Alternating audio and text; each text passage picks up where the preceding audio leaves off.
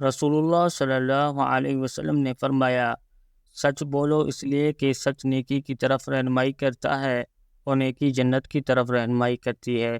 آدمی ہمیشہ سچ بولتا ہے اور سچ کی تلاش میں رہتا ہے، یہاں تک کہ وہ اللہ کے نزدیک سچا لکھ دیا جاتا ہے۔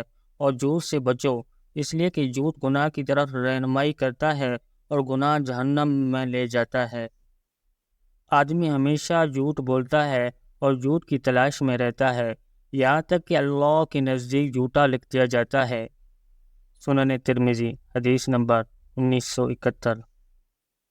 رسول اللہ صلی اللہ علیہ وسلم کے نزدیک جھوٹ سے بڑھ کر کوئی اور عادت نفرت کے قابل ناپسندیدہ نہ تھی، اور جب کوئی آدمی نبی اکرم صلی اللہ علیہ وسلم کے پاس جھوٹ بولتا تو وہ ہمیشہ آپ کی نظر میں قابل نفرت رہتا، یہاں تک کہ آپ جان لیتے کہ اس نے جھوٹ سے توبہ کر لی ہے۔ سنن ترمذی حدیث نمبر 1973۔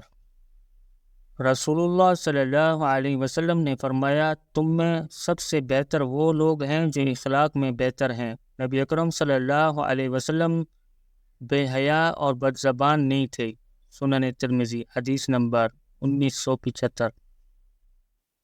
رسول اللہ صلی اللہ علیہ وسلم نے فرمایا، تم لوگ کسی پر اللہ کی لعنت نہ بھیجو اور نہ اس کے غضب کی لعنت بھیجو اور نہ جہنم کی لعنت بھیجو۔